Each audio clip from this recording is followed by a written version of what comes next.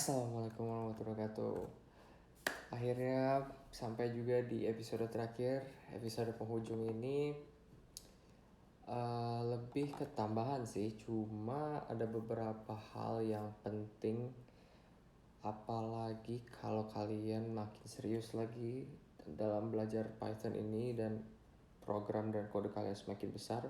Beberapa teknik ini perlu kalian ketahui.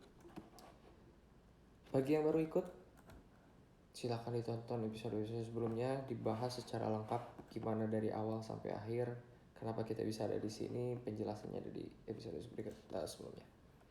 Langsung aja, yang pertama itu fungsi. Nah, saya udah sering sebutin sebelumnya fungsi, ada fungsi ini, ada fungsi itu. Jadi sebenarnya fungsi itu apa?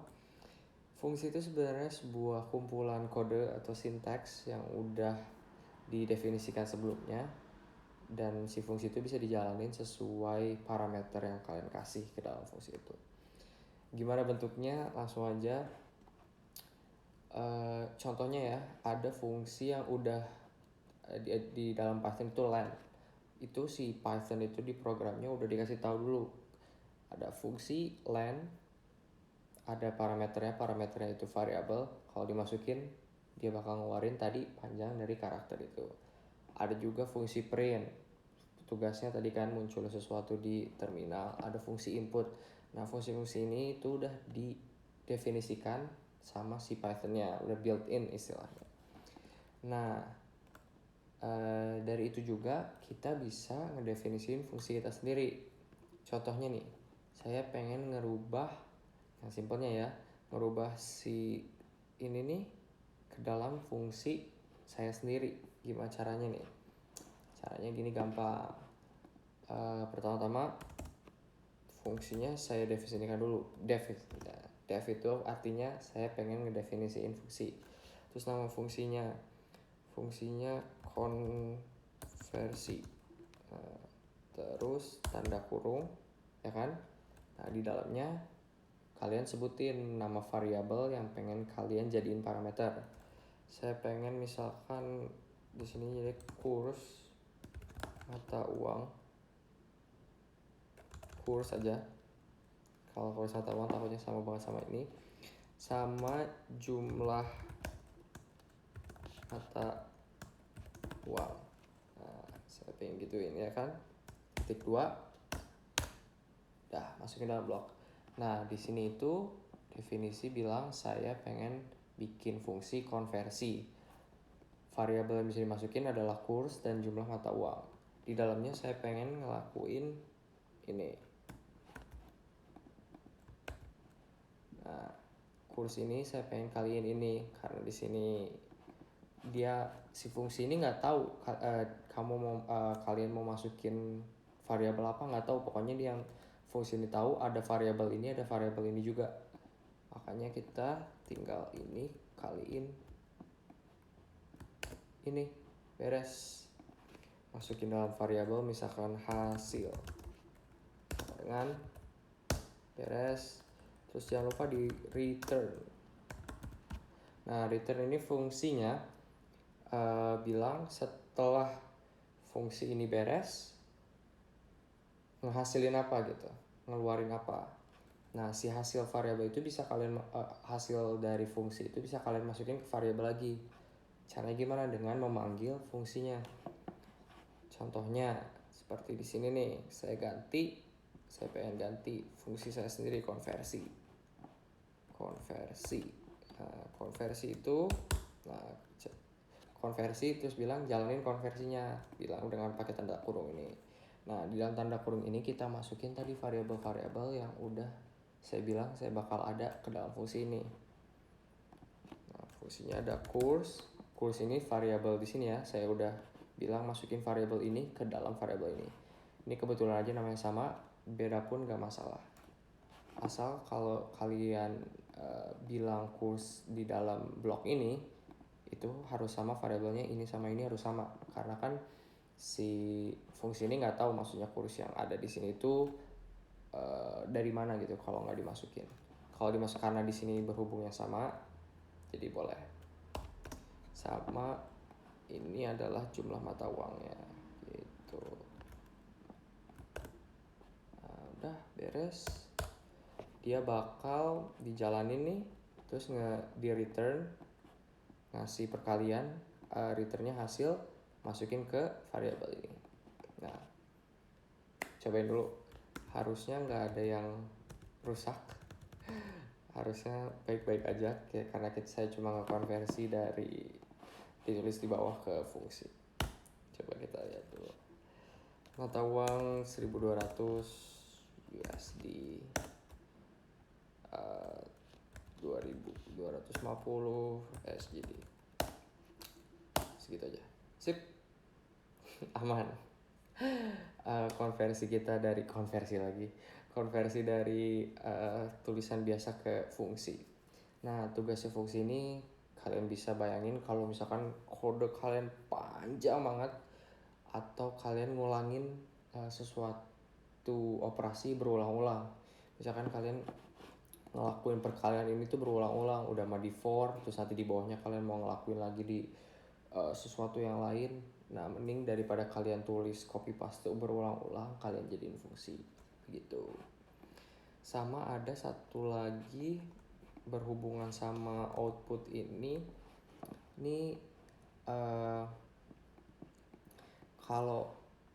kalau misalkan saya mau masukin 100 input data, kan nggak enak masukkan jumlah mata uang yang dikonversikan terus sampai ada 100, kan jelek gitu.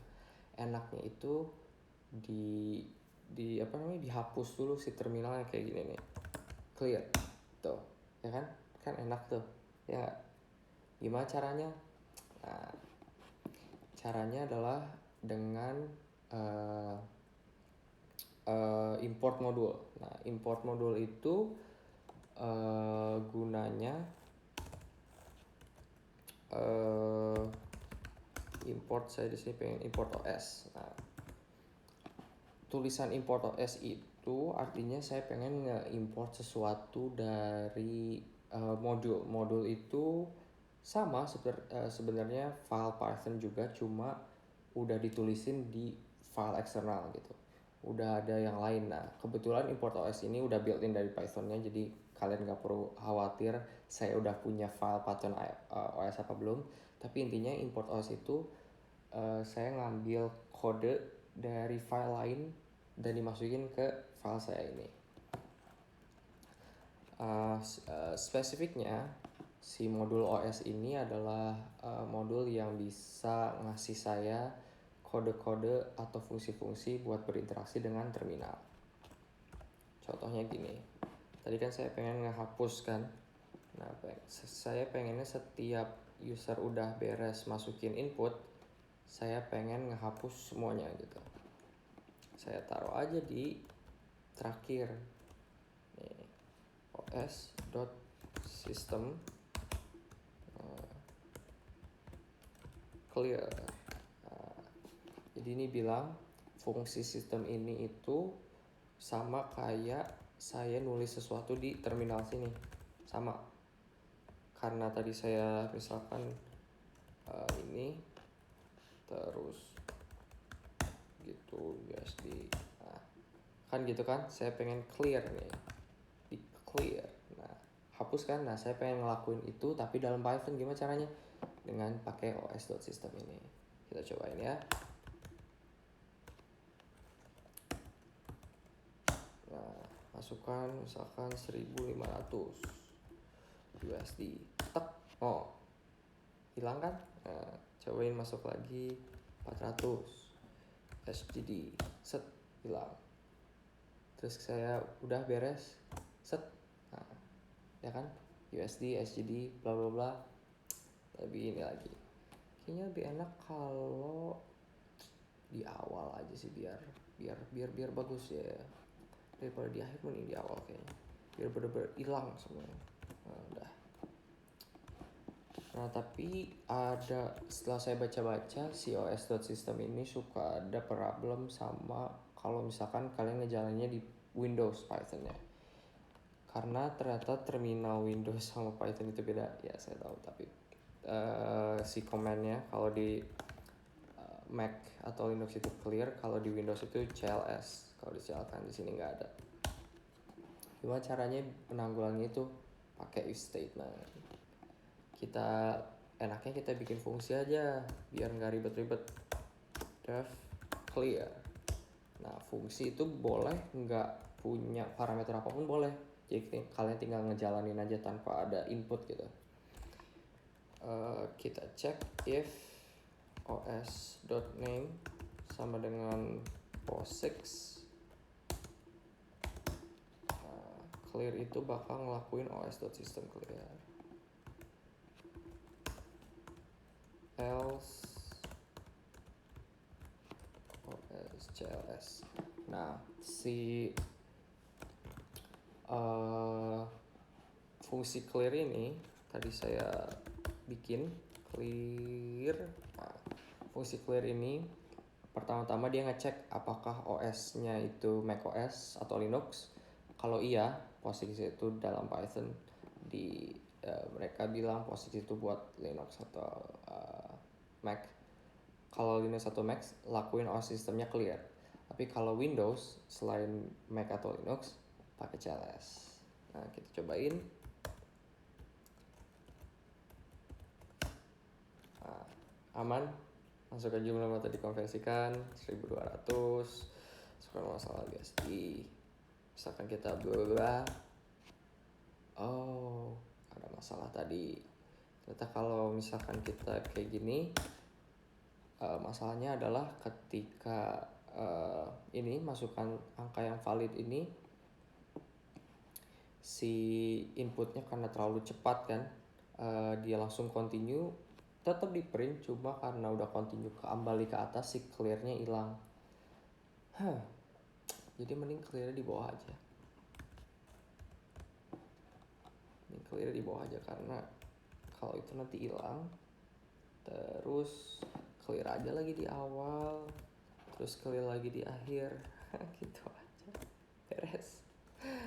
Jadi lebih bagus gitu. Ini sebenarnya nggak perlu, program kalian udah bagus, sudah jalan semuanya. Ini final touch aja, tambahan sedikit-sedikit sambil belajar juga. Jumlah mata uang 3.500 USD, 1.200 SGD. Aman. Pengen lagi, masukkan angka yang valid. Ya nggak apa-apa lah. Atau bisa masukin di sini nih. Nggak, udah gitu aja, segitu cukup lah. Ya. Sama saya juga udah sedikit sebelum atasnya udah saya beresin sedikit biar lebih cantik sedikit. Segitu dulu. Wow, udah main panjang juga ini episode seriesnya. Tapi walaupun kode kalian sebenarnya ini termasuk pendek sih, hanya beberapa baris aja. Tapi saya yakin semua knowledge kalian di Python ini udah cukup buat untuk lanjut menyelesaikan masalah-masalah yang pengen kalian beresin dengan Python. Bekalnya udah cukup, tinggal kalian cobain aja. Sky is the limit. Bayangin aja, saya udah ngajarin kalian naik sepeda nih sekarang. Sekarang terserah kalian mau naik sepeda kemana, mau ke gunung, mau kalian cobain gunain sepeda jadi BMX, bolak-balik gitu, atau kalian mau balapan naik sepeda, atau mau ya cuma jalan-jalan sepeda buat di hari Minggu doang, bisa, semuanya bisa. Saya udah ajarin basicnya, tinggal kalian aja gimana caranya implementasiin dalam masalah-masalah kalian. Oke? Saya bakal tulis semua kodenya di blog saya, kitangoding.jimmyganteng.com. Komen terus kalau ada masalah atau kalian sukanya apa, atau kalian punya ide-ide project, bisa kalian komen juga di bawah. Insya Allah saya bakal upload terus video-video biar kalian bisa belajar terus. Gak cuma di Python, mungkin di coding-coding lain. Kita lihat aja. Segitu aja, terima kasih yang sudah mencoba belajar sampai sejauh ini. Lanjut terus, maju terus Indonesia, ngoding terus pokoknya ya. Saya Jimmy, saya pamit. Assalamualaikum warahmatullahi wabarakatuh.